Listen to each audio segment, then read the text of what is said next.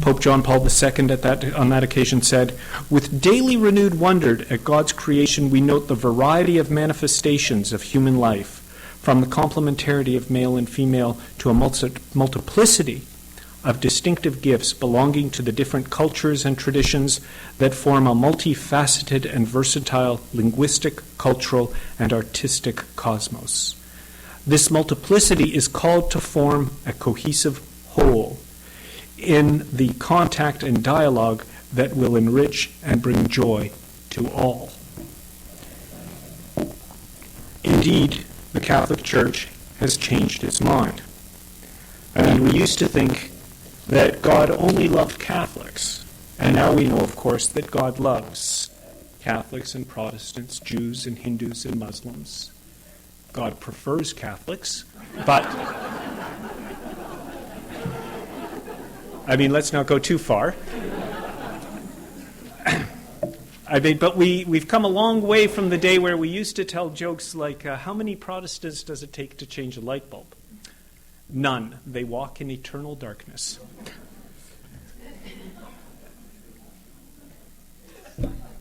They can't all be gems, folks. Baum notes, however, despite this great change that he outlines in his new book, The Amazing Church, I'm not here to sell it, but Gregory will be coming in the fall to speak to the St. Jerome Center for Catholic Experience. Baum notes that the Church has never explained the theological grounds for celebrating religious pluralism, even though the Church and this Pope do so, or this Pope did. This explanation of the theological and exploration of the theological grounds for celebrating pluralism is a project for the 21st century. It is a project for the Roman Catholic Church. It is a project for all religious communities. Today we have invited Dr. Marilyn Legge to help us understand and celebrate this diversity. Her talk today is entitled "Diversity as Moral Resource for a Complicated World." Every day, Dr. Legge argues, we experience difference in and among ourselves in terms of religion, culture, gender, ethnicity, and even ecology. In light of that sign of the times, we must learn a more effective spirituality and ethics of diversity. Can diversity, she asks, be a moral and theological resource teaching us to respect others, otherness, plurality, and ambiguity? For centuries, the Roman Catholic Church and other churches have always seen pluralism as a sign of a broken and fallen world.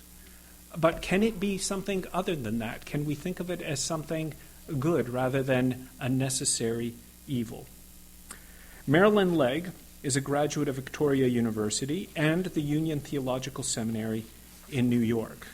She is now Associate Professor of Christian Ethics at Emmanuel College of Victoria University in the University of Toronto.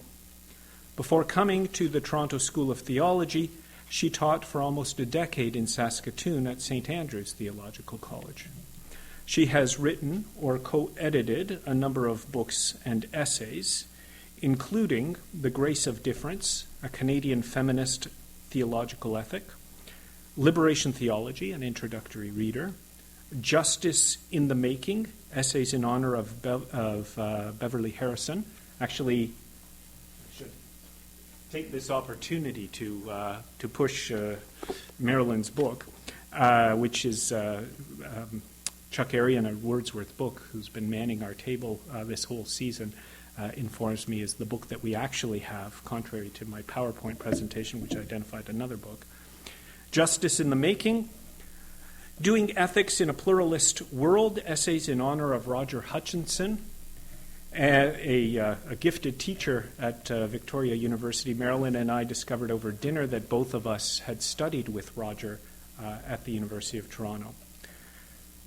Marilyn is past president of the Canadian Theological Society and a former member of the World Council of Churches Women's Advisory Group. So I hope you will all join me in welcoming Marilyn Legge.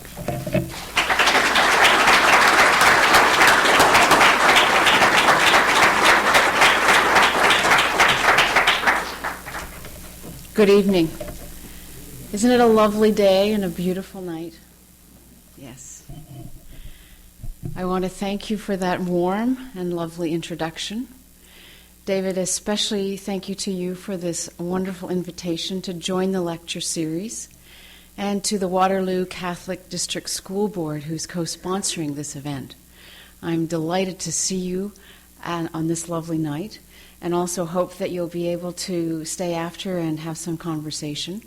It's probably difficult to be inside on this kind of an evening. It is a pleasure to be included in this kind of conversation. Unfortunately, they're not as ordinary or common as we might like, but I think it is one of the fruits of our willing to risk our differences and to demythologize some of our own conversations and share more jokes. Humor is an absolutely essential feature of this.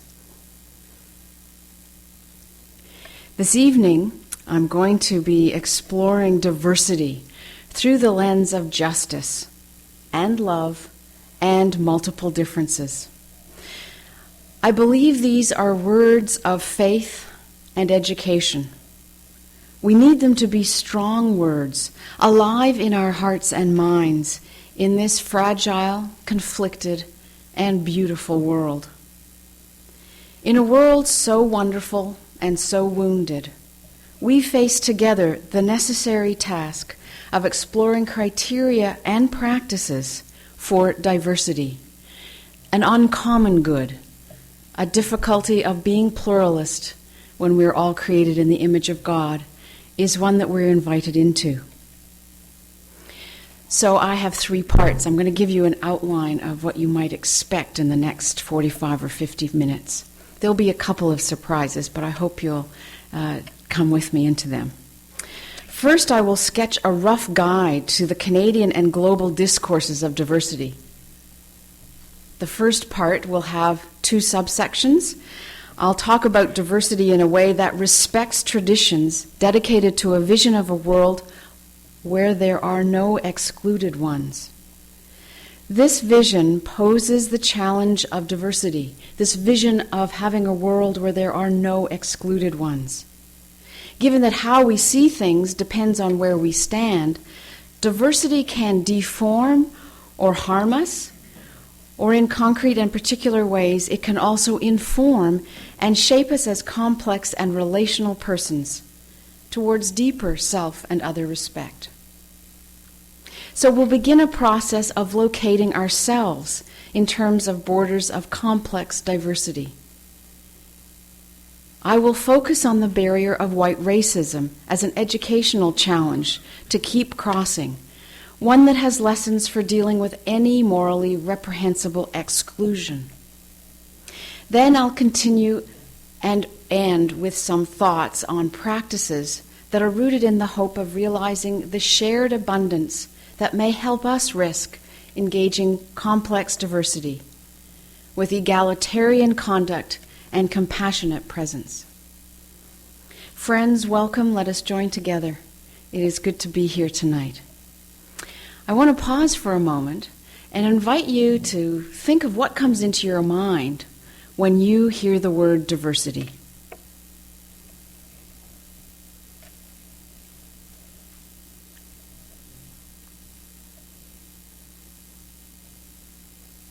Got a metaphor, an image, an experience? I'd like you to take a couple of minutes. Just turn to a neighbor, if you'd like, and share what came into your mind or into your heart. Diversity. What reminds you of diversity? What image did you have that just flitted into your consciousness?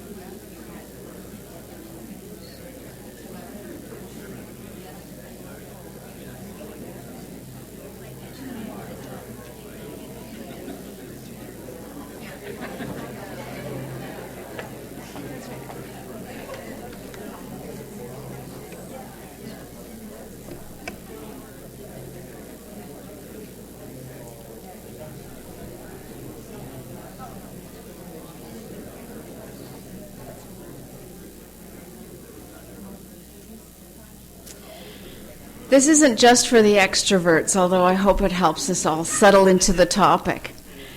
I think it is important that we have our own focus and our own framework, and perhaps a little interesting anecdote. Perhaps diversity is like the proverbial elephant standing in the middle of the classroom, or a meeting, or a parish hall. Perhaps it's reminded you of your Alcoholics Anonymous group. Or perhaps it's like a swarm of black flies in season that's just driving you crazy. Maybe diversity is like your Tai Chi club, or like a mindfulness bell that creates a space in your life, reminding your soul and your body to breathe. Or perhaps you imagine biodiversity in your garden along the Grand River in Vancouver Island. No matter how you imagine diversity, it will be shaping your spirituality and education, your ministry and your work, your home life and the publics that you inhabit. Mary Jo Leddy, and it probably won't come as any surprise that I'll invoke her here, gives us one inescapable criterion for moral and spiritual life. Do we have the capacity to intersect with other perspectives and realities? Do we have the capacity to intersect with other perspectives and realities? This question animates my talk tonight, as I will attend to diversity as a complex and contested global discourse. And of course, I will focus on Canada. Part 1, a rough guide. Diversity is an excessive fact of life. No matter where we turn, diversity is at play. A sample from newspapers that I was reading during this preparation time. Michael Volpe, for example, in his column, explores Christian anti-Semitism throughout childhood memories and Canadian history. Gurinder Chadha, the director of the film Bride and Prejudice, says that the most important thing to her is not to make Eurocentric movies. And the recently appointed Senator, Nancy Ruth, is quoted as saying that she's going to work on issues of diversity. The recent issue of the New York Times Magazine, which I just happened to find in the doctor's office, is full of, I did ask if I could borrow it for this evening as an artifact. You can hold me to it. Is full of pictures and articles and exchanges about diversity. Wasn't I thrilled? Not about the visit, but about at least this artifact. So, because of immigration, globalization, travel, communications technologies, many Canadians, Christians, have Jews and Muslims, Buddhists, Hindus, agnostics, pagans, atheists, as friends, as neighbors, as acquaintances, teachers, and relatives. So in an age when economic globalization has caused wholesale movements of peoples across the face of this fragile earth, our island home, diversity seems to be the name of the game. Gone are those grand or master narratives of universality, of presumed uniformity in these postmodern times. Instead, multiness seems to be the new mantra. Multicultural, multi-denominational, multi-faith, multinational.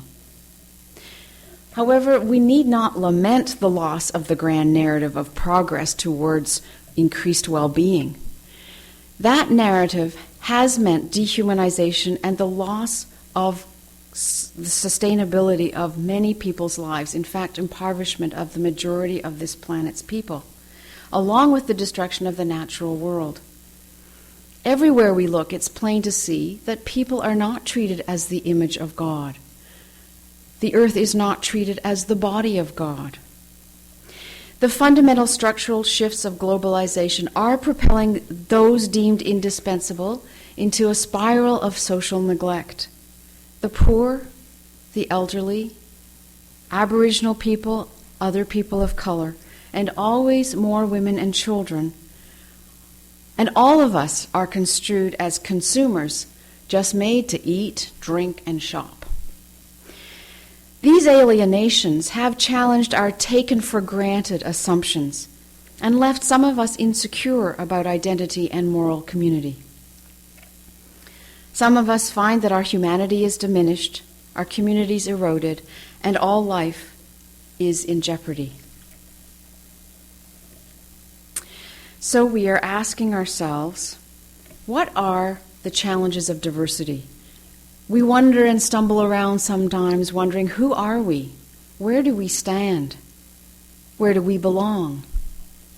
Who can we trust? And who are our neighbors? Although our impulse may be to blame ourselves or others, I want to say tonight that instead, we can learn practices that acknowledge how our moral lives are deformed by social relations of domination and subordination. But while recognizing our limits, we can also learn through this process that we each have some power to influence and discover how we can share a moral and spiritual energy with others, which calls us into being and acting with dignity and joy. So I invite you to imagine a moral prism to explore diversity and borders that we need to navigate. I am really trying to stay with the program. I have come to define diversity as interacting multiple differences. Interacting multiple differences. I'll just give you my shorthand right at the start. But they're especially interacting and multiple across the constructed barriers of poverty, of gender, race, and ethnicity. And sexuality is clearly a border that we are cross and contested about in churches and the nation. One thing is for certain, in our postmodern, post-colonial, post-Christendom world, diversity is complex. This is not news for you. What I'm here to talk about and to listen and learn from you is how we are managing to share this moral and spiritual energy that says we too can make a difference. Now, diversity means engaging with conflict and contestation, and I don't know what kind of home you come from, but that was certainly not something that we loved to do. It was something that our skills were bereft of in the home that I was raised in. We were nice. It didn't mean we didn't fight. But in terms of honoring it as a source of grace, this is not something that was a norm. So I am also working through how we can deal with contest and conflict so that it can be a means of grace and growth, not only seen as something that's destructive. Shawn Copeland. How many of you know the wonderful Shawn Copeland? She is a Catholic religious scholar who I do encourage you to read if you have a chance to go to any library or bookstore. She sagely reminds us that spirituality is not a spectator sport. She says, and I quote, "Our spirituality is our capacity to relate to God, to other human beings, and to the natural world. Through these relationships, we give meaning to our experience and attune our hearts and minds to the deepest dimensions of reality. Thus, spirituality is integral to ways in which we live our lives. It's about the kinds of persons we are and the kinds of persons we hope to become. What is most necessary in our lives? For what are we living? And what does it mean to be a human person?" Her questions ask about virtues, values, responsibilities, and vision. They are at the core of any moral theology or ethics. We need to bring them to our exploration of diversity, to discern how we desire or reject diversity, how we are open to or closed to difference, and how we choose to act in response. So ethics studies and evaluates human conduct. Now, in feminist theologies and ethics, for example, the concept of moral agency best describes the moral work of co-creation. Moral work of co-creation. Beverly Harrison, whose book David kindly brought, is one of my mentors and friends, and we always bring our friends along when we do these kinds of public gigs. It is very nice to know that the good news of God, which is also the experience of the power and presence of God in our midst, is given only as we engage concrete oppression and enter into struggle against it. It's not an either-or. Why is that? Well, all of us, female and male, we need to possess the full power of moral agency and the full range of modes of action to survive well and to survive together. To shape communities where we all can flourish, especially the most vulnerable, both women's and men's action is affirmed when it is action understood as interaction, as action as mutual, as other-regarding, as reciprocal. Action that creates a genuinely common, or in this day, uncommon good. And I love this phrase, that love is the power to act one another into well-being. Justice, then, is rightly ordered relations of mutuality within the total web of our co-created realities. It's a way of understanding and conceiving of the world where we each matter, and we also have to take our lives seriously and only learn about it face to face. So we must take with complete seriousness the radical freedom that we have to act ourselves and one another into well-being. But of course, being a good Protestant, we usually start with sin. So I have in fact deviated from that by suggesting that we have the capacity to co-create. But that is never to minimize the fact that we can and do deform one another. So we are, especially for scholars of religion and marginalized group, we are thinking about ways that we have been deformed and need empowerment, but that's never to deny that we can hurt and harm one another, that we literally can unmake one another. So I want you to hear this as both and. Power is always relational, and to become creative human persons, one needs power. It is thwarted then not just by individuals, but by lives in terms of historical injustice. Gregory Baum was one of the first people that started to give me an inkling about what social sin means, how it is structured over time, and it lives on in the biblical metaphor of that word. We are then quite simply here, like all generations before us and all the generations that will come after us, learning to walk and to receive the gift of life and pass it along. The faith and justice tradition of Christian praxis puts the moral life at the heart of the Christian life, so that as people of the way, that poor guy from Nazareth, we simply cannot give up on social justice and on shaping robust communities. These are, after all, the moral marks of faith in God, as well as the moral energy for renewal and transformation. So I've tried to give you a sense of where I'm coming from in terms of how actuality, and also how diversity is going to factor in. And now I want to explore 3 boundary practices that we need to keep learning. How many of us here are teachers? How many among us are teachers? In whatever, it may not be for money, it may be because you're raising children or helping your aged parents learn how to be in that time of life. Educare, to draw out. We need to keep learning.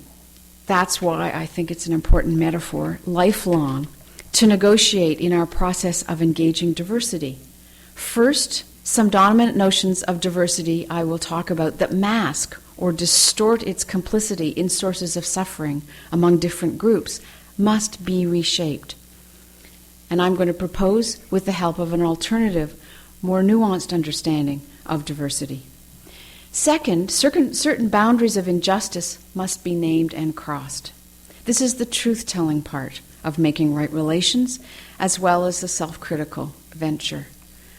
There are many of these boundaries of gender, of race, of ethnicity, of class, of sexual identities, of nation, of ecocide.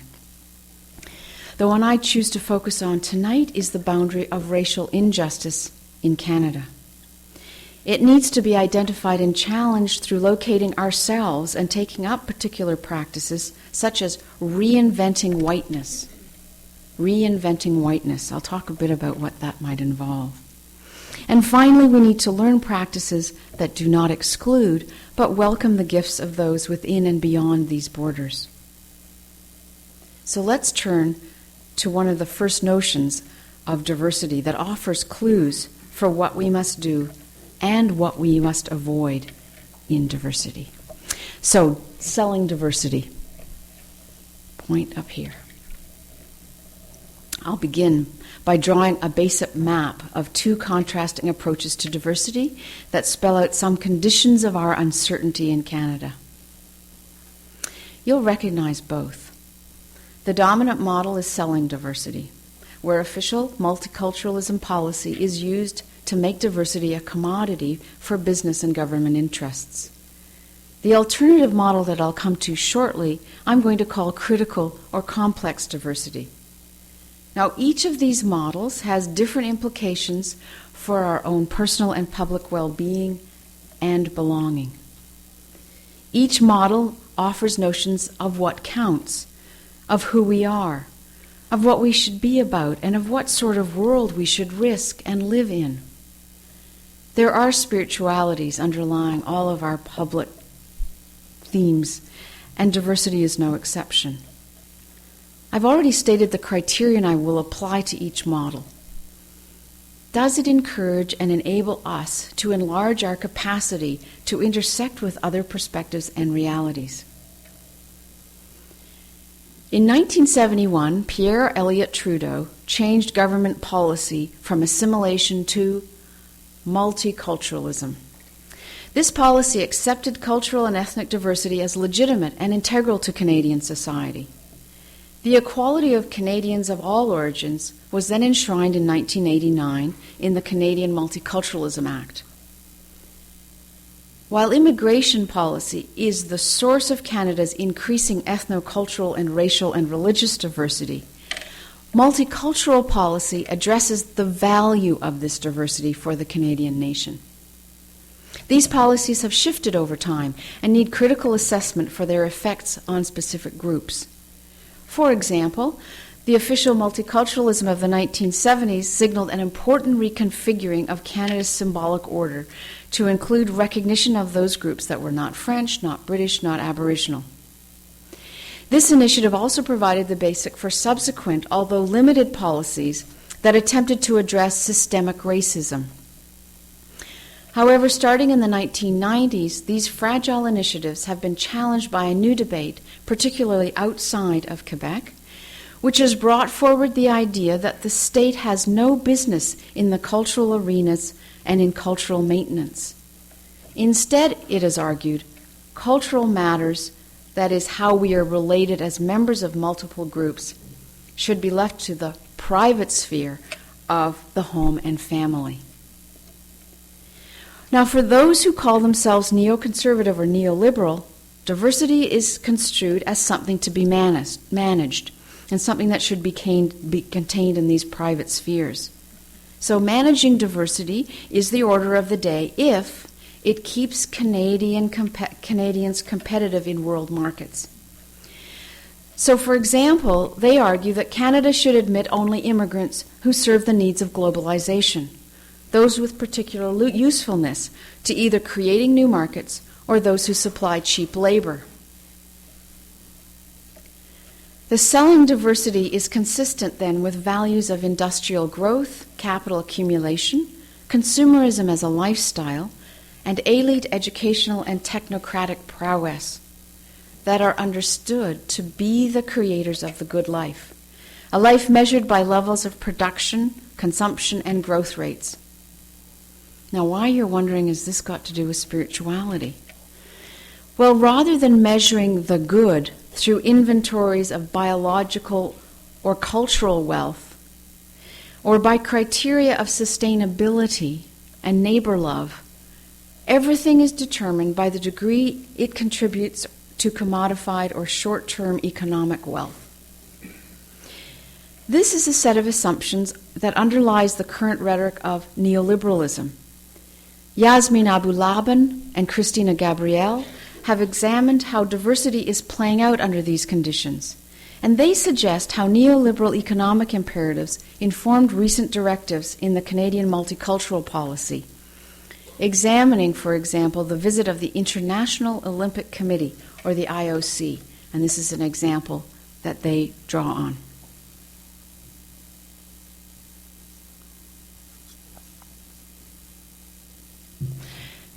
You'll recall that in 2001, the City of Toronto hosted the IOC in its effort to secure the 2008 Summer Games.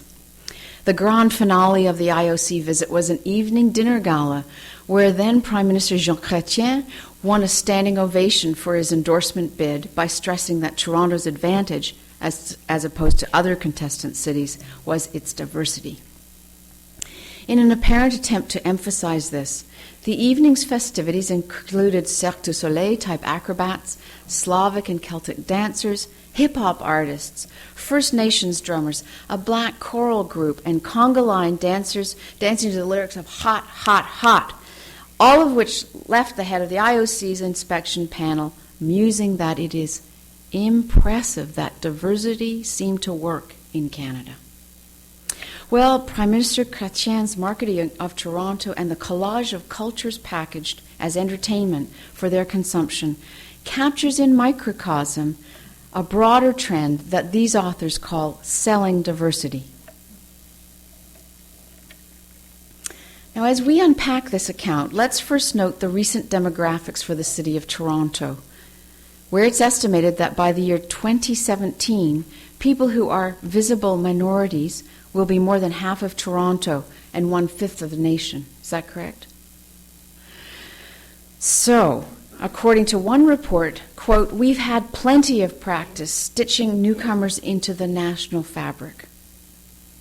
On the surface, you'd think this was descriptive, even inclusive. But can we assume that there is one fabric that newcomers must be made part of, rather than seeing diversity as a process of weaving new and different strands together to create a different creation? What these statements conceal is the fact that even if we are not visible minorities, we are all immigrants to Canada unless we are Aboriginal. For example, I am 4th generation of Scottish, Irish, and English Protestant ancestry, and I have had no questions about me counting as Canadian. Yet some of my Chinese friends, whose families have been in Canada for generations longer, regularly encounter denial that they could possibly be real Canadians. So the popular interpretation of these demographics don't query what difference it makes to live in Canada according to public policies of, for example, immigration, multiculturalism, or employment equity. But I noticed the display of Trudeau's work and a conference that you've sponsored in a book that was recently heralded here at St. Jerome's University. And it reminded me of Trudeau's just society, that vision where we would all have a place, where there would be an egalitarian public. Well, that more equitable Canada has been challenged by a new emphasis on selling diversity as a competitive lever. Would you say lever? So, since the initial call in 1986 that multiculturalism means business, the policy focus in the 1990s and into this century has emphasized hiring visible minorities to capture markets at home and abroad. And the policy assumed that free markets are efficient allocators of goods and services. And all religious communities need to be concerned about how goods and services are allocated. Material and spiritual resources are inseparable. So consequently, among the values extolled by neoliberal ideas are competitiveness, efficiency, unfettered choice, profitable outcomes, and consumerism. Himani Banerjee has argued that, and I quote, "Diversity in Canada is not a neutral concept. I would just love for this to just be neutral, to not have any conflict in it. But by concentrating on ethnocultural diversity as its main expression, the term diversity has, in many discourses, diverted attention away from injustice And I believe that at the heart of a Christian tradition, justice and peace and mercy cohere. So anything that contradicts that, we need to be concerned about. Banerjee's observation remind us to ask the moral questions about these policies, such as who makes employment decisions? Are living wages provided? What about daycare? What about caring for the elderly? So that we can see what virtues and values are at work in managing or selling diversity, which is, I believe, our dominant context today. Moral and spiritual work begins with understanding and assessing our contexts and with questions about our divine, human, cosmic relations within this particular setting.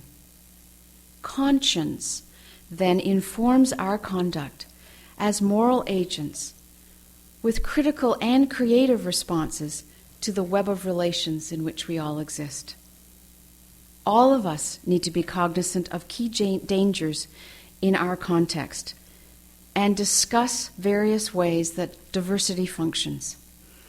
We also want to be clear that we're asking these questions as to how diversity is being taken up in our churches, in our school boards, in our universities, and other institutions that may adopt uncritically the mantra of multiness and its cousin, well-meaning but uncritical diversity.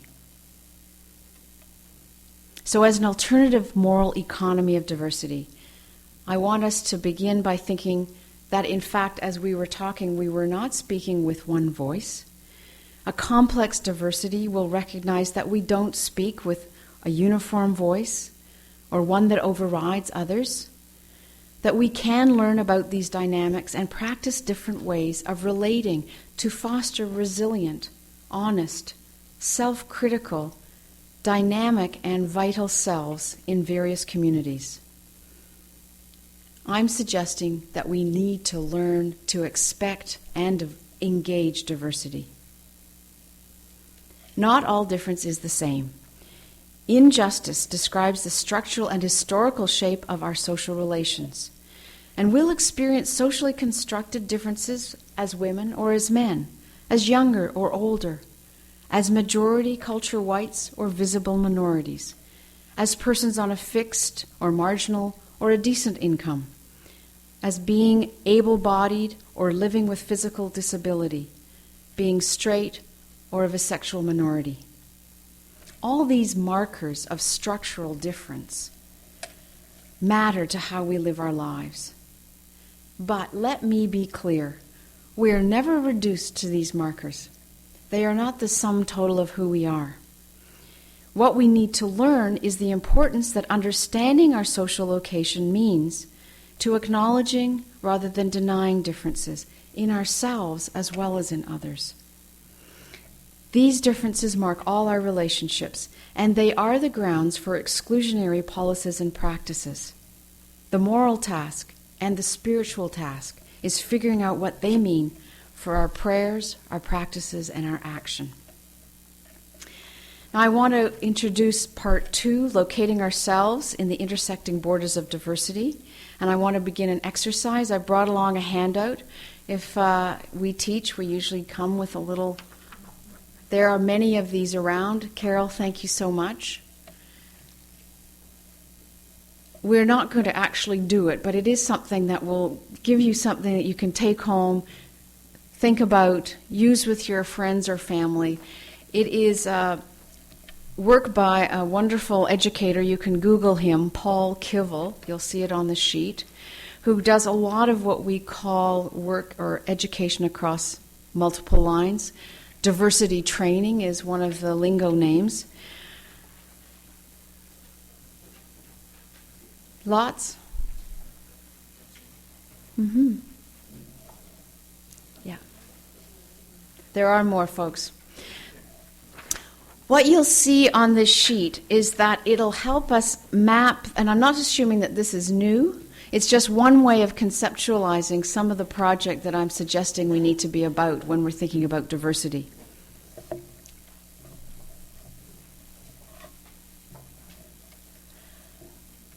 This is an exercise that begins to help us map the ways we are oppressed, the ways we are privileged, and the ways we oppress others.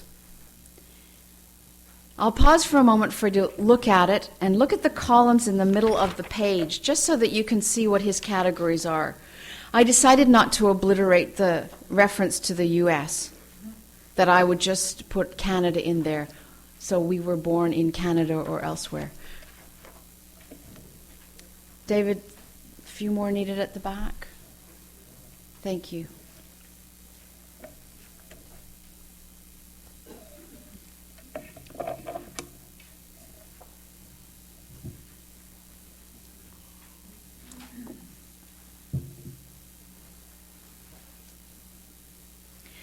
This is shared courtesy of the Mennonite Mediation Services. It is part of a wider national initiative around conflict resolution. So this is another resource that you can look to when you're thinking about how do we work across differences, especially those that are conflictual. And it's just one tool of eco-social location.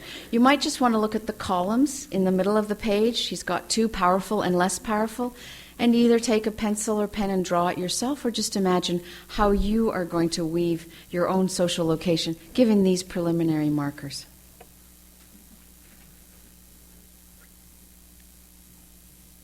There may be quite a lot of crisscrossing.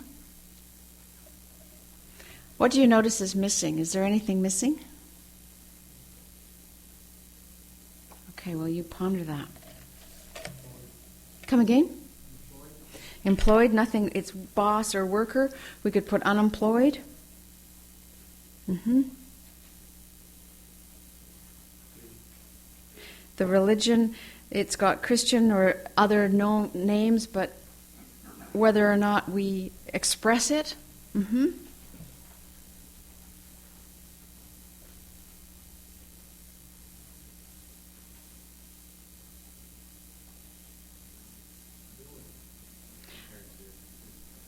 Abilities compared to disabilities. Thank you. Yes. Young and old. We've got adult and youth, but certainly young and old. Healthy and unhealthy. Clergy and lay. Professional versus non-professional.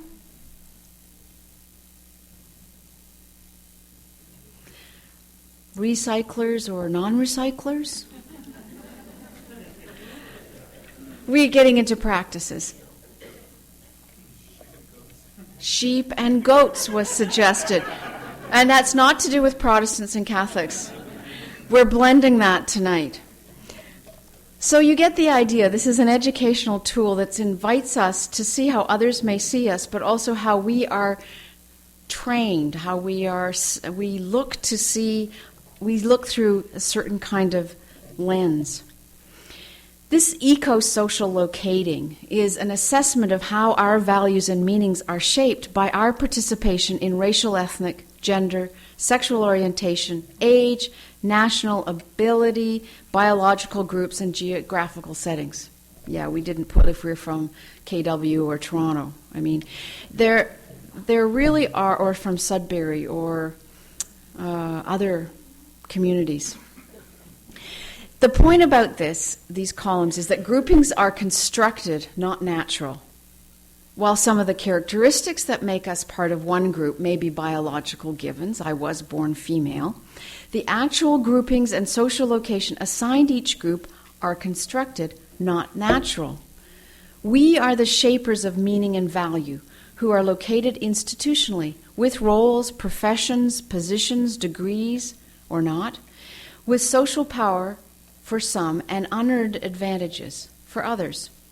We need to be aware of how our ways of treating others, shaped by these groupings, may display dominance or subordination. So as a pertinent example of such an inventory, Elizabeth Bounds offers in this very book, which is an edited collection of Beverly Harrison's work, Elizabeth offers this reflection in the context of her teaching in a women's prison in Atlanta, Georgia. And I quote, In this prison classroom, I can identify so many ways that my privilege allows me to live in a different world. I am white, well-educated, earning a good income, partnered with someone who supports me. These factors have made it very unlikely that I'll be incarcerated. But for most of these women, a life without these supports has led them here to prison. Yet there are many places where I stand with many of these women. I don't know what it means not to be called worthless some days.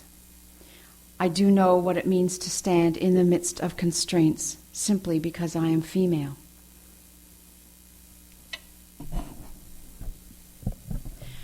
Elizabeth Bounds tries to interrogate her own location, understanding the ways she is oppressed, the ways she is privileged, the ways she oppresses others. So far I've been making the case for why we need to engage complex diversity as people committed to seeking relations of justice and love. That is the normative direction or vision that I want to embrace. As Mary McClintock Fulkerson explains, complex diversities challenge us to overcome the societal conditioning that would have us ignore our differences or treat them with suspicion or contempt, arrogance or conceit. Difference instigates a new pedagogy by which to educate ourselves critically about ourselves, about the other, about different women and men, about our interrelations. So we can't know justice, love in the abstract. It's the particulars that matter in shaping character and conduct. Now I want us to think for a moment about one of the particular boundaries that I mentioned earlier about race. Now, this is a constructed category too, but let's just think about how race has shaped our lives.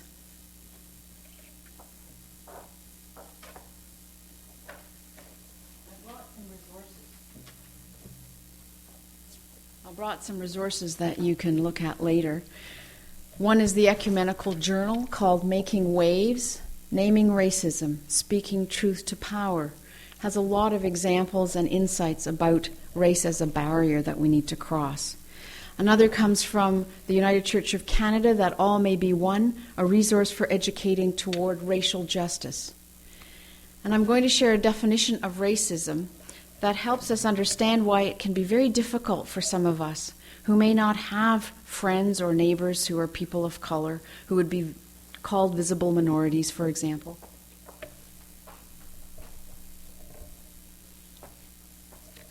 But there is a distorting effect of inadequate definitions, and this is why we have to be creatures of analysis as well as heart. One of the difficulties in confronting racism is that many whites seem to hold operative definitions that describe racism as a system of disadvantage based on race. This definition assures concern for confronting racism only as someone else's problem. So if I'm white, doesn't have anything to do with me, is the repercussion of that kind of definition. A more adequate definition of racism describes racism as an interlocking system or set of social relations, our relationships together, of advantage and disadvantage. By including the fact of racial privilege or advantage in the definition of racism, whites have to confront our often unwitting complicity in racism by failing to resist or confront our often unwitting complicity in racism by failing to resist or confront practices and assumptions that reproduce it. I'll speak about that in a moment.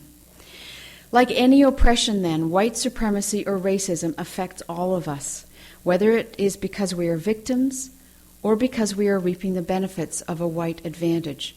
Some of you will know the famous article that Peggy McIntosh has written about white privilege or entitlement.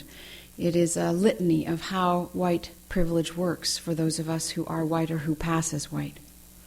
So because white Europeans have come to spatially and politically and culturally dominant through colonization, some citizens in North America are raised with these kinds of privileges on the assumed membership in a grouping called white.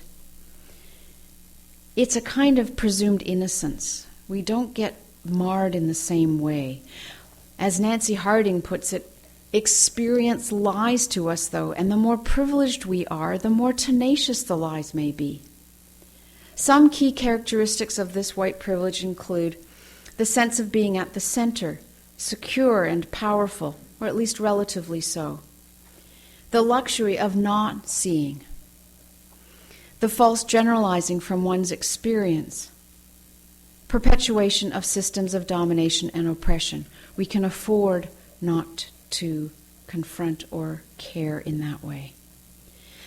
I have been learning, and I still feel like a beginner, to learn that the appropriate response to my privilege is to acknowledge it, not to deny it.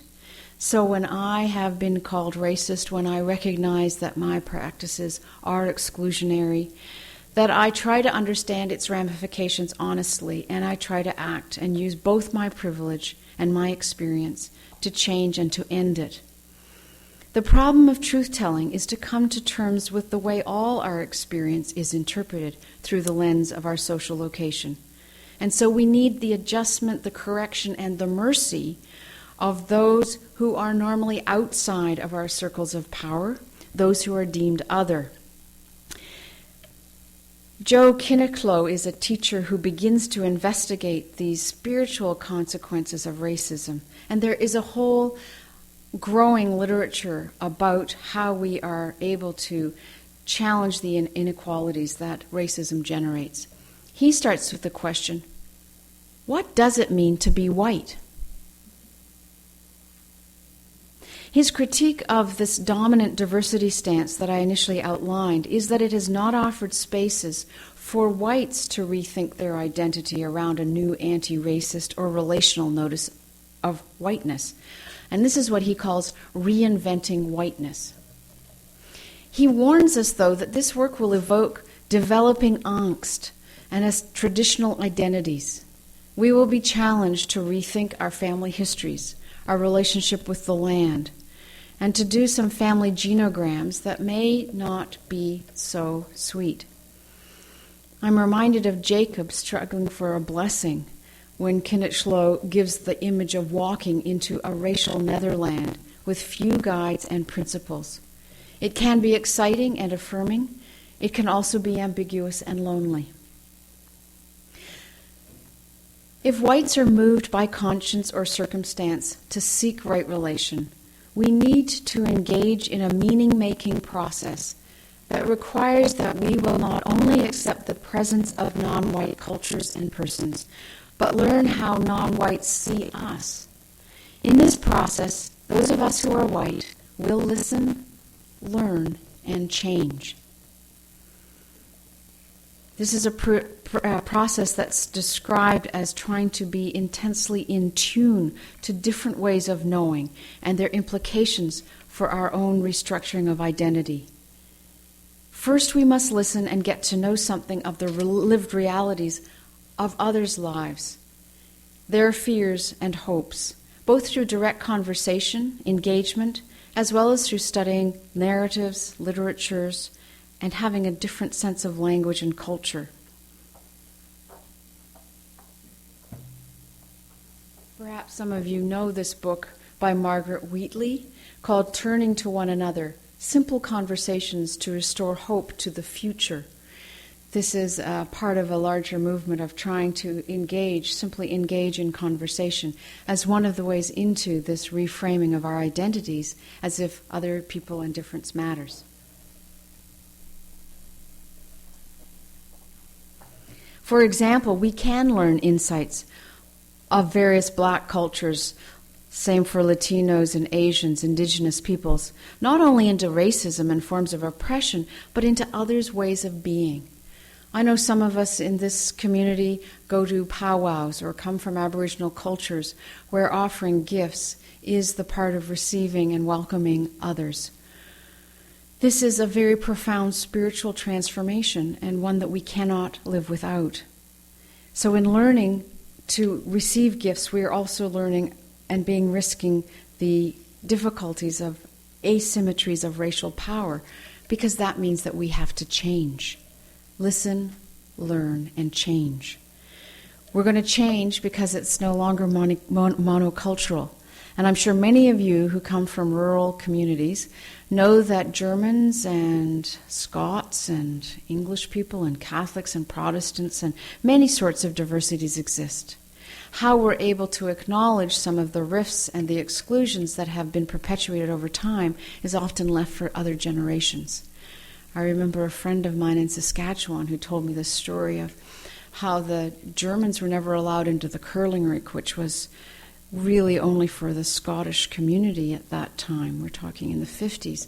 And that it was a remarkable shift in the entire community life when his father, a German, was invited in to play at the Bonspiel. And from that day on, the entire sense of community life was changed.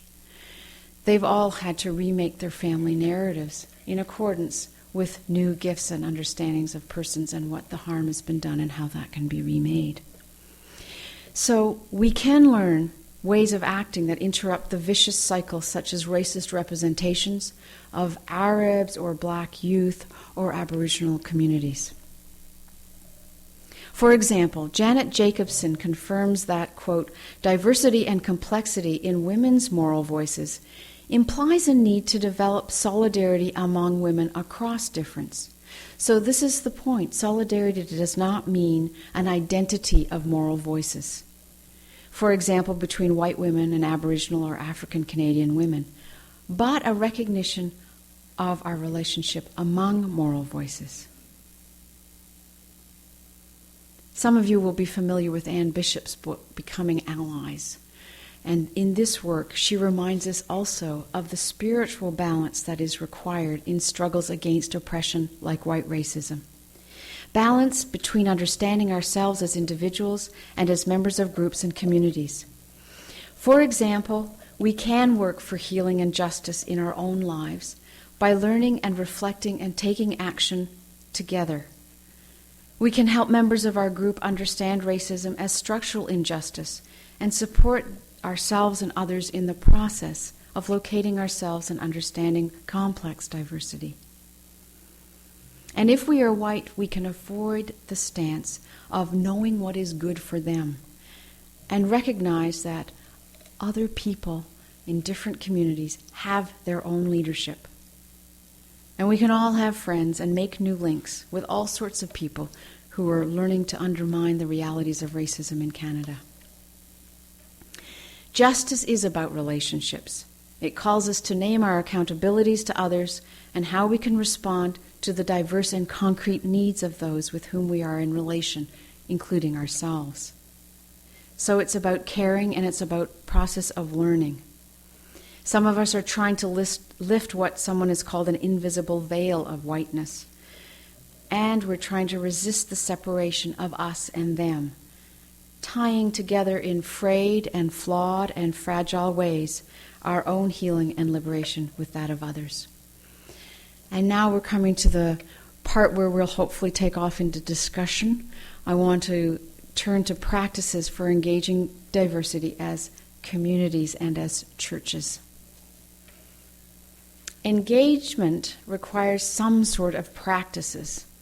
And a practice is simply an ongoing shared activity in a community of people that partly defines and partly makes them who they are.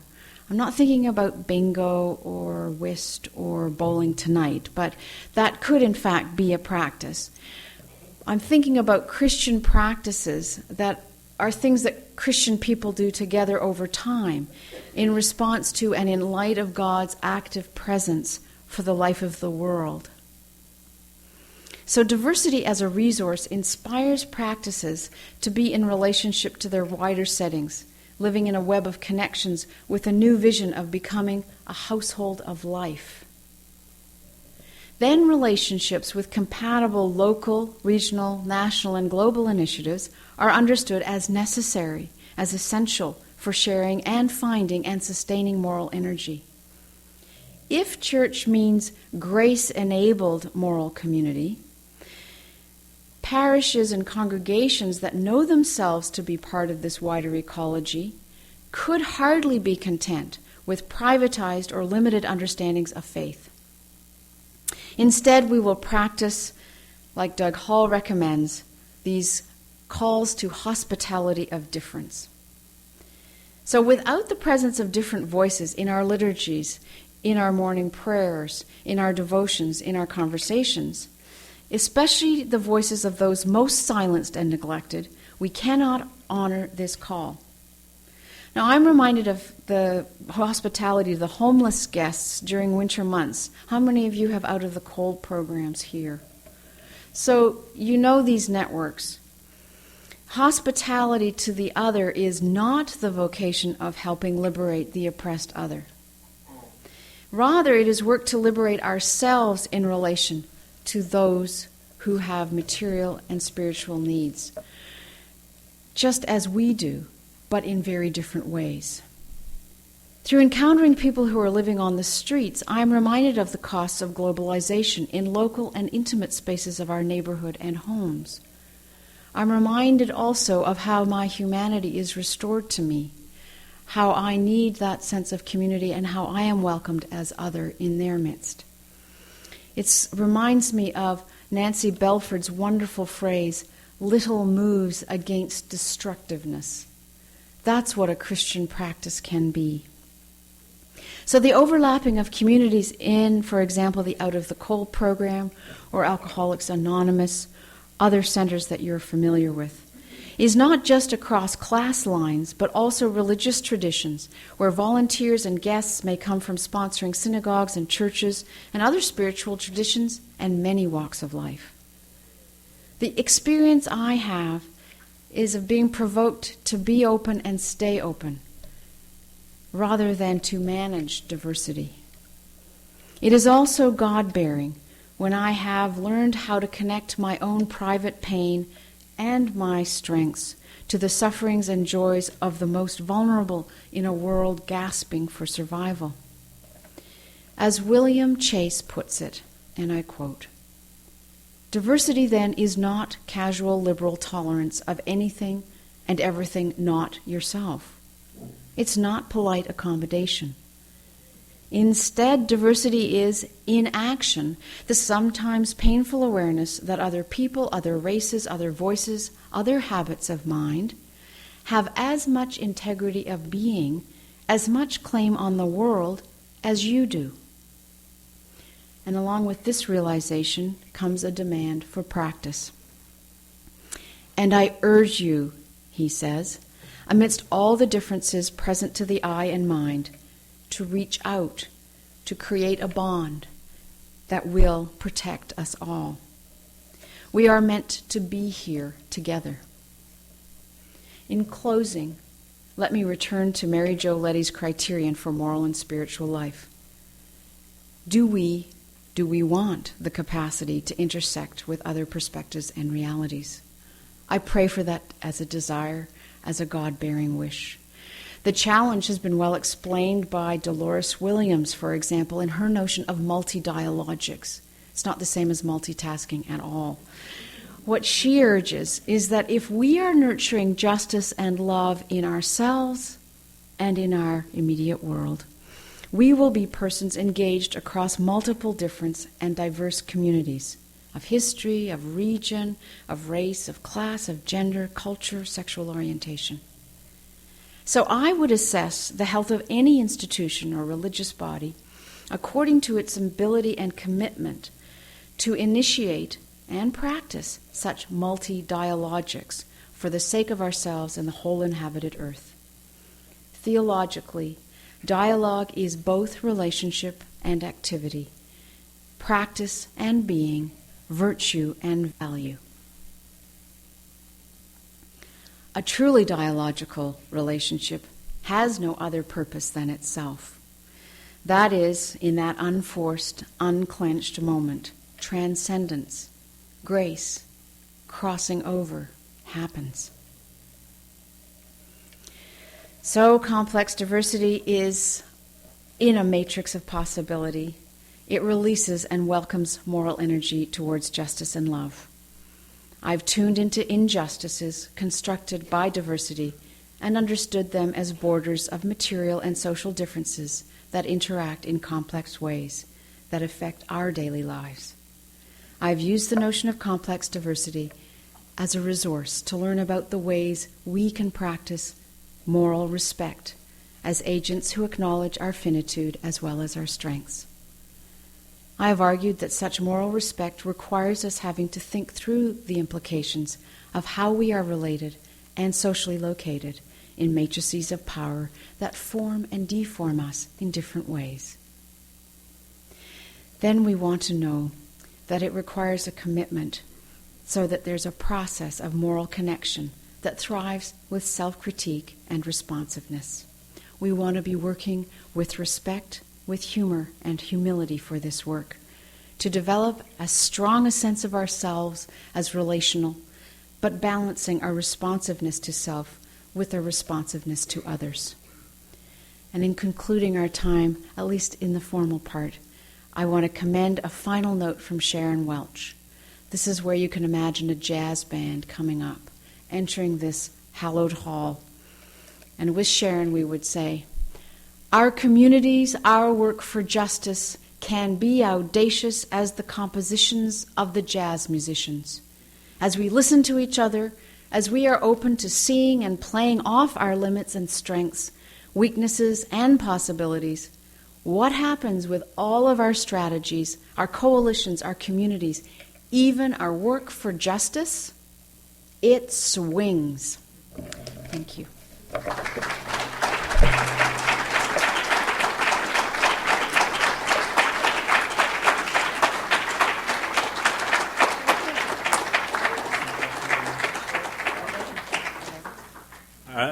Dr. Legge has agreed to do some question and answer. Ivan has the microphone, so if you raise your hand, Ivan will run over with the microphone and speak clearly into it, about just a little bit away from your mouth so that we don't have too much feedback. Thank you.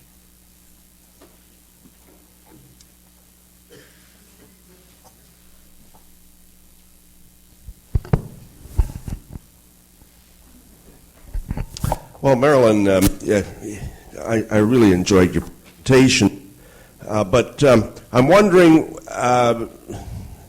is this a universal kind of a concept that you have? I got the impression that it seemed to be directed more here to us in our communities as Canadians per se. But how then do you relate with third world countries? For example, if you're white and are in South America or Africa or a non-white nation, it seems to me we have a lot of educating to do, not only here at home but worldwide. Mm-hmm. Thank you. I'm wondering if you have come to this conversation with your own experience in crossing borders of North and South and have no doubt experience to share. I'm suggesting that we need to start where we are. So if I was living in Sri Lanka or in Zambia or in Argentina, I would still want to have a process that would encourage me to be self-reflexive, to be self-aware of who I am in that. So our social location is part of your point, as I hear it, is that it can shift so that it's not universal in the sense that it's all-encompassing, but it is an ongoing spiritual discipline to be alert and aware to the forces that are shaping us, but also to how we are responding to the privileges and limits that we exist in. Is that part of what you're getting at? I guess I was referring partly to that, but the concern I have is a lot of communities don't allow what you're suggesting or what I'm feeling. Right. I would wholeheartedly concur, and I'm sure we then share that same passion. It's precisely because it is so difficult to have this kind of conversation that I felt morally, well, maybe not obliged, but invited to talk about the struggles. I think we need to find others, to find people who will both hold us accountable, but also to be with us in this kind of angst. I was raised in Central Africa as a missionary kid, and I have a lot of critique about missionaries as an enterprise and as a particular strategy, but I'm also well aware that I've been shaped in a particular ethos and only I can take responsibility for that. So I hope we could talk more about the concerns, but also the difficulties of trying to be honest and in conversations that challenge us to think more deeply about who we are. Thank you.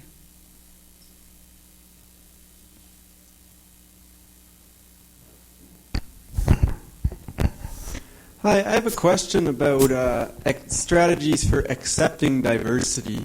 I've been involved a lot in sport, and many people see involvement in sport as one way for breaking down old borders and setting up new borders, because in theory, anybody who can throw a baseball can play the baseball game.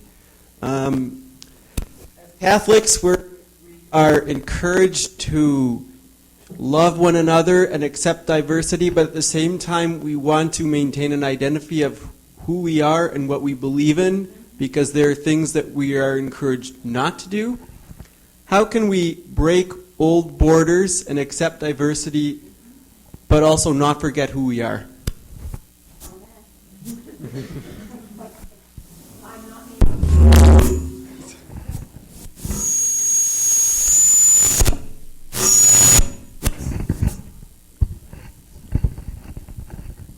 I like your idea about sports as a diversity strategy. I think that can work, but we also have to put sport within what I would call a material context. I hope that what I've been trying to encourage each of us to do is to be clear about our own values and what virtues we want to, the kind of people we want to become. And that precisely means that we don't give up on being Catholic or Muslim or straight or gay, that we are trying to find ways to live with integrity, so that as a sports person, I can't see, thank you, as a person who is a Catholic sports person, those would be some markers, I imagine, of who you are. So I'd love to hear more from you about what concerns you in a strategy that you started off with sports. Like, are there particular rules of the game that you feel are denying parts of who you are and that are not respecting you as a moral agent? That would be a question I would have. So if we assume we're all moral agents, we're always going to be in this flux of experience. But we're only able to deal with the issues of action that we can control and have response to. So maybe Catholic Sports League is not where you're headed. But I think that there can be ways of honoring our bodies in sports events that are also in keeping with a Catholic understanding of embodied theology. Do I have any clue as to what you're talking about?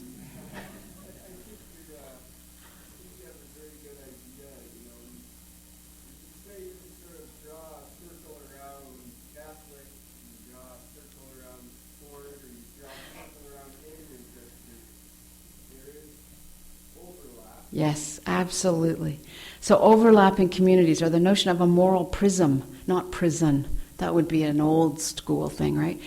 Prism, so that it's like a kaleidoscope, so that we become different people in different communities and in different resources are drawn out when we're in different settings. I don't think that's wrong. I don't think that's against who we're created to be. But we are trying to find out what is good, what is healthy, what's life-giving, respectful of ourselves as well as others.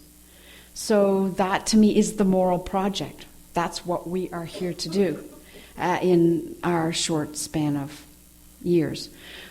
So I would hope that one of the strategies is to not separate out the markers of identity, but see how they interact precisely as you're observing. And that they all matter, and sometimes they will matter more, like the gentleman who raised the issues of if you have, you're in a position of power automatically because of a particular social feature when you are in different parts of the world, or when you have relationships that are changed. Marian?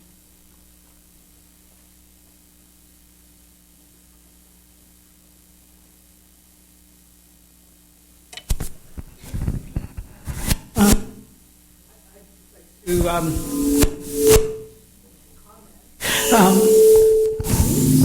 can shout louder than this. Teacher. I really appreciate your presentation this evening. And I guess the comment I'd like to make is the piece that keeps coming back in my head is I reflect on Marilyn Legge word, and I think about like our coming together is far more than just putting on an event. Yes. And I think there's so often in our congregation that we put on an event and we like fringe people and we pat ourselves on the back because now we've done it. And we all go home and go back living on the side of the list that we existed. And then I suppose another piece that comes to my mind would be terminology like becoming the subject of our own history and not the object of our history. And so then it can claim. And so I find this helpful, your presentation helpful, and I just want to affirm. Thank you very much, and also for describing so acutely the notion of liberal inclusion, where we add on a voice, that there's no change that happens. So we may listen, we may even learn something, but we may not change. And I think conversion to the other is really at the heart of a religious vocation. Thank you.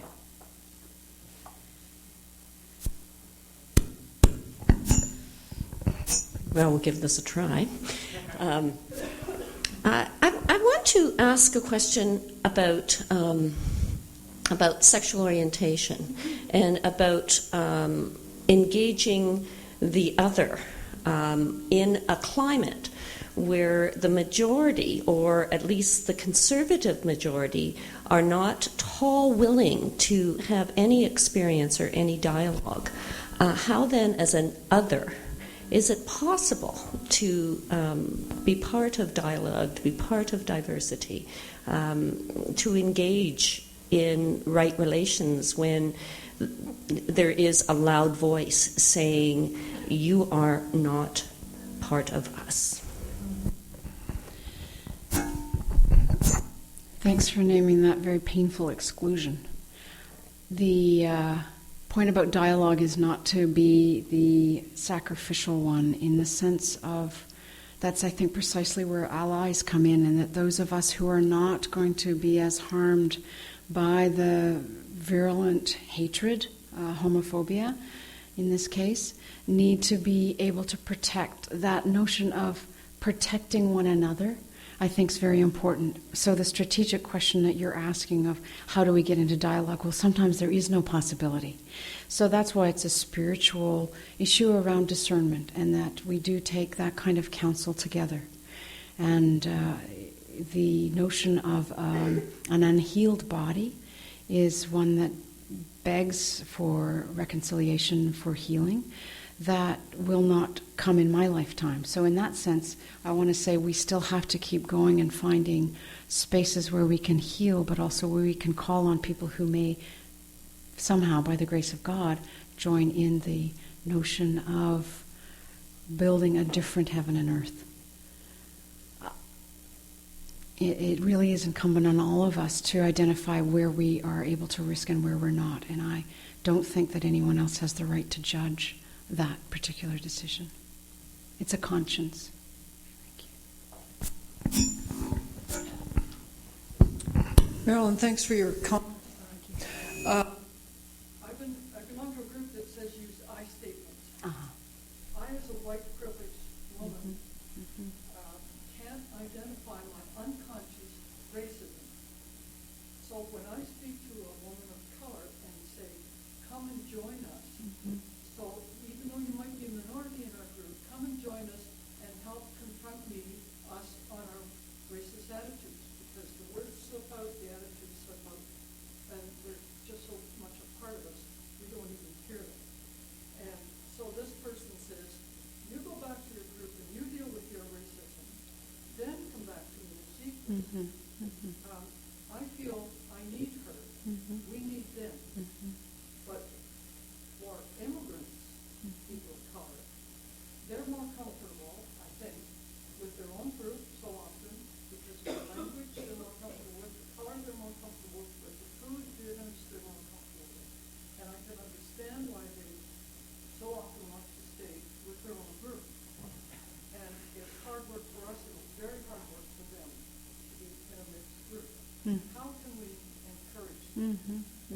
crossovers. Did you hear the question? Marion, if I could paraphrase, the issue of how difficult it is to be together across boundaries of race and ethnicity. I want to go back to the notion that we do our own work that you raised, and therefore relationships with any other is not our agenda to set, that we are in relationship because we want to be friends together. Unless there's a political strategy. So I didn't have time to develop the notion of overlapping communities because there are practices, there are policies, we're in different communities, and I think it's important to specify what the nature of the group is and what is the task. Then different strategies will emerge. But I think it is important to claim the I. Sometimes it's also important to say that we need to be forgiven or we need to repent and be clear about what the we is. I will want to do a lot of anti-racism work within the white tribe in order to, as part of my self-understanding, that in fact I am part of the burden, I am going to add insult to injury. But I also recognize that we can learn practices like saying ouch when there are these unconscious gestures or comments that we make. So it's a struggle, 2 steps forward, 5 back, but I think if we don't start, then we don't recognize that we're already implicated. So it's like building any broken relationship into a new place. We recognize that it's part of our need to become whole.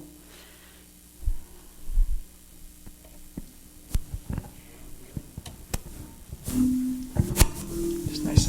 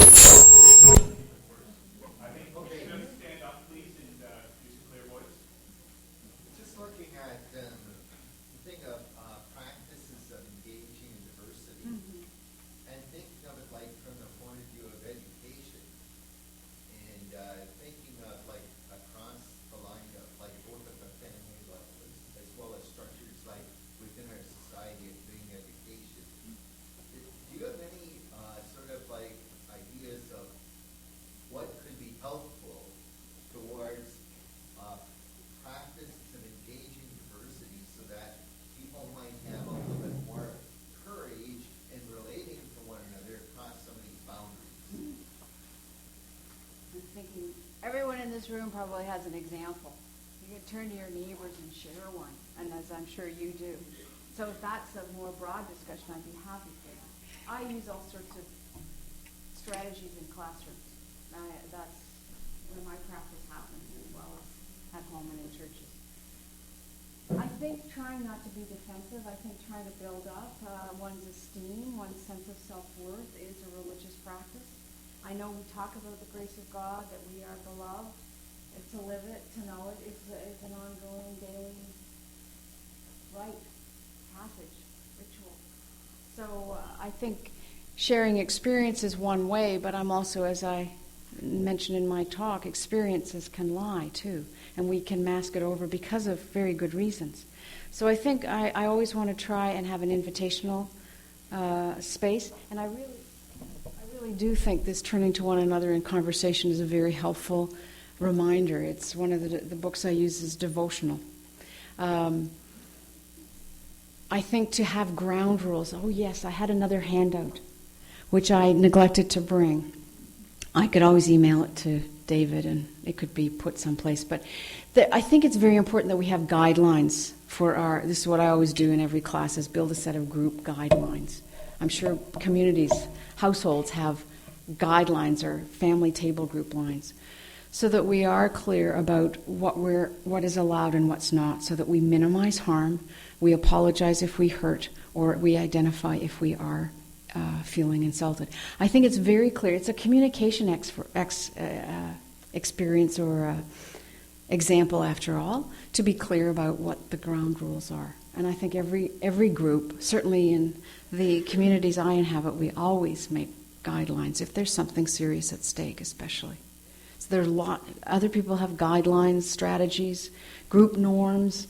A group doesn't form unless we have a chance to actually hear what's important for us to speak. So the main point about that is to never assume that there is safe space. And that's really hard for liberal Christians.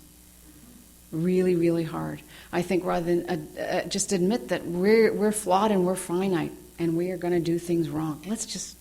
We also, though, will be able to welcome and heal and rejoice in one another's strengths. So not to elite either side. Wow.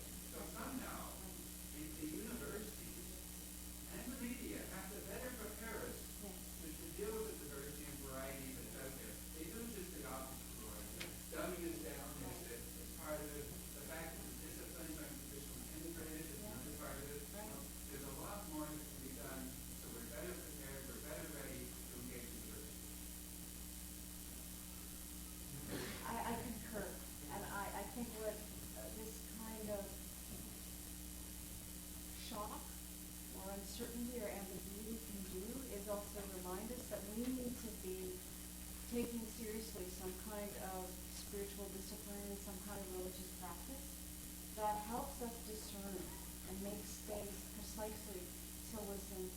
Right? In the midst of all that, I can sense you are no stranger to the cacophony of the multiple politics and multiple lives, but to actually shape a life, I concur, we need one another to be reminded about what is important. And that's why I talk about morality and spirituality. Morals in the sense of what is good, what is healthy, what is going to help us be whole. And to avoid or reject that which does the opposite.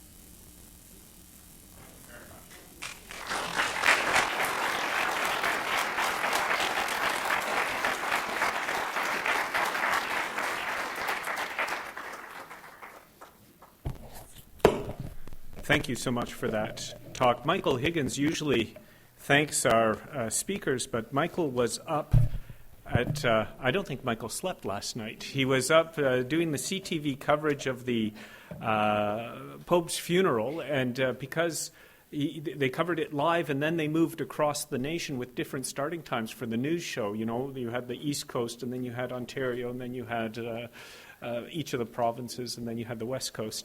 And so I think he's been up for about 3 straight days covering the Pope and is sleeping, I hope, at this point. And therefore, it's up to me to thank you for a wonderful talk. Robert pointed out the need for people to raise the issue of diversity, to get us thinking at a higher level about these challenges, and I think you have done that for us tonight. I think we all learned today why Emmanuel College was so happy to receive you both as a teacher and a scholar.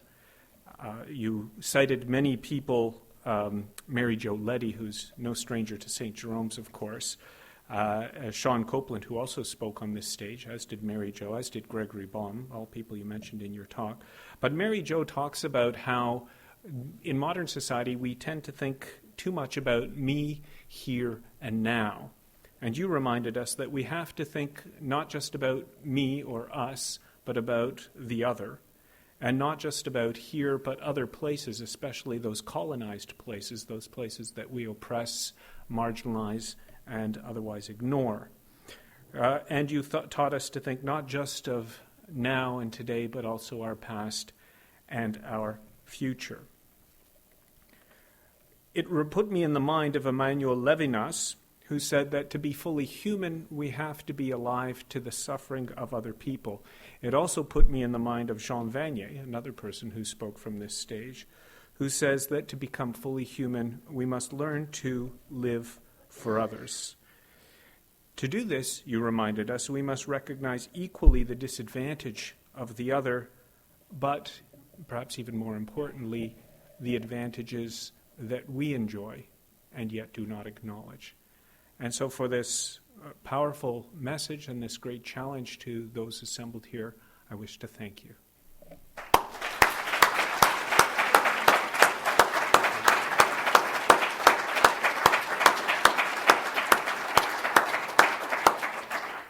And before I go, I would like to thank some other people for a wonderful season here at the St. Jerome Center. One, I recognize many faces out here, people who have come to many, if not most, of the talks this season. I wish to thank our core of loyal supporters. I wish to thank those who, over this last season, have responded very generously to our new appeal for donations at the St. Jerome Center. This is something we've just tried this year since our funding that was given to St. Jerome's for this lecture series some 25 years ago. It was given, a sum of money was given to run the center for 5 years, but through bad management we stretched it out to 25 years. But now we rely more on people like yourselves to keep the center going, and we are most grateful for the generosity of spirit that you have shown us this year. Finally, and I should say, I have a note to myself. It says, there's a basket at the back in which some people have already donated money. I promise that all of the money of tonight's lectures will go towards buying a new microphone. That's... The last thing I would like to do at the end of the season is to thank Carol and Ivan Person. Carol is the secretary of the St. Jerome Center. Her husband, Ivan, who works at Resurrection, the high school, comes and volunteers every night and works with our dysfunctional microphone. The man with the patience of Job. I wonder if Carol could step into the hall and we could express our thanks for her.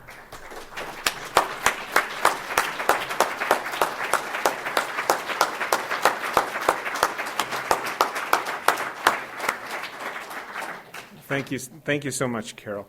And I didn't see Ivan back there, so I didn't ask him to step in. He is there. You can see Carol in the back. If you want to sign up for the St. Jerome's email list when we have a cancellation, unbelievably this season, last 2 lectures in March were canceled. We've never had that before. People who showed up and were disappointed showed up and disappointed because they weren't on our email list, and we couldn't warn them in time not to come. Those people who are on our email list didn't face that inconvenience. So please see Carol, give her your email address, and you will receive the brochure for the next season, which we are looking very much forward to. We know that Douglas Hall, who canceled because of health reasons, will be coming to us next season. Hans Christoph Graf von Sponeck, there's a mouthful for you, the former Deputy Secretary General of the United Nations who directed the Oil for Food program in Iraq, will be coming.